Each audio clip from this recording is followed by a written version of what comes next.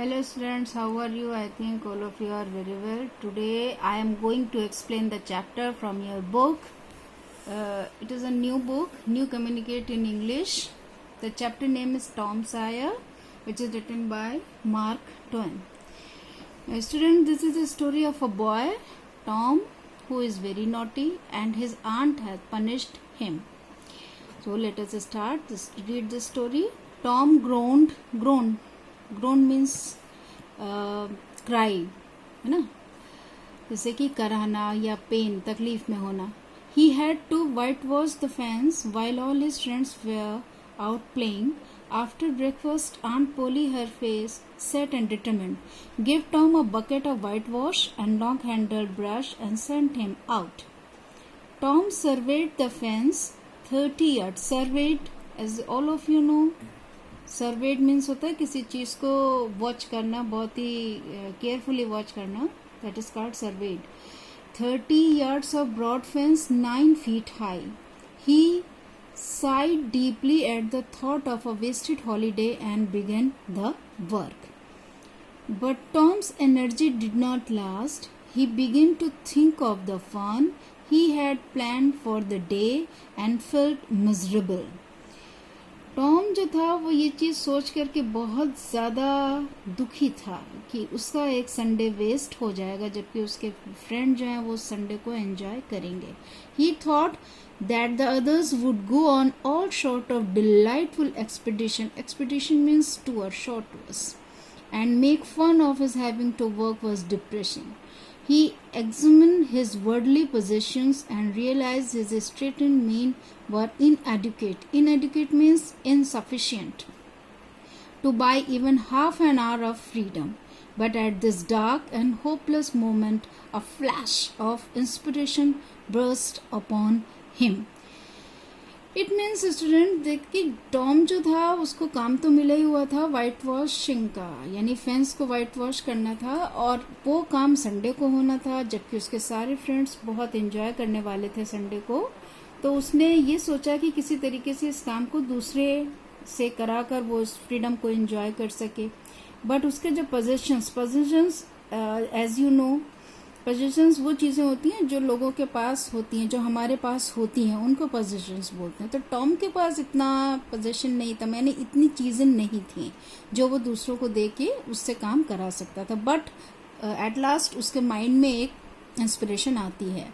He smiled and taking up the brush once more began working tranquilly. Tranquilly means calmly, ये कह सकते हैं आप शांति से. When Rogers came by मतलब pass by. He was the boy of all the boys whose ridicule he had been dreading. Ben's gait was proof that his heart was light. Light यहाँ पर मतलब उस लाइट से नहीं है, light का मतलब होता है खुशी से. बेन के माइंड में कोई टेंशन तो था नहीं, तो वो बहुत ही आराम से, गेट मीन्स होता है वॉकिंग, वे ऑफ वॉकिंग, उसके चलने के तरीके से ऐसा लग रहा था कि वो बहुत खुश था. He was eating an apple and impersonating means mimic, किसी के एक्टिंग करना, एक्ट करना. A steamer traveling down the Mississippi, all of you know, it is a famous river. He was boat and captain and engine bell combined. Tom paid no attention to the steamer and went on whitewashing. यानी Tom ने Ben पर कोई भी attention पे नहीं किया और वो अपने काम में लगा रहा. Seeing Tom, Ben stopped, stared a moment, and then said, "Hi, yeah, you are punished, aren't you?" No answer. Tom surveyed his work with the eye of an artist. Ben came and stood beside him. Tom stuck to his work, though his mouth was watering for the apple. Mouth was watering का मतलब होता है मुंह में पानी आना. यानी Tom जो था वो बेन के उस एप्पल को देखकर, जो बेन के हाथ में था, उसको वो बहुत ही ज्यादा लालच उसको आ रहा था उस एप्पल को देख करके. Ben said, "Hello, old chap. You have got to work." "Why, it is you, Ben. I didn't notice you. I am going swimming. Don't you wish you could come? But of course you are working." अब Ben बताता है उस चीज को कि मैं तो enjoy करने के लिए जा रहा हूँ, स्विमिंग करने के लिए जा रहा हूँ, क्या तुम आ रहे हो, लेकिन तुम्हारे पास तो काम है, तुम काम कर रहे हो. Tom contemplated Ben for a while and then said, "You call this work?" अब टॉम जो है उसको आंसर देता है कि तुम इसे काम कह रहे हो. Well, maybe it is. All I know is that it suits me. Suits का मतलब मुझे ये काम सही लग रहा है, मुझे अच्छा लग रहा है करने में. Oh, come on. You do not mean to tell you like it. How often does a boy get a chance to whitewash a fence? That put things in a different light. Ben watched Tom artistically sweeping his brush back and forth. Presently he said, "Say, Tom, let me whitewash a little." Tom thought a bit and seemed about to consent, but then he uttered his mind.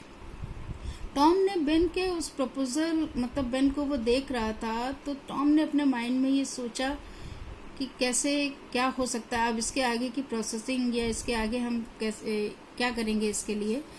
तो no, said Tom firmly.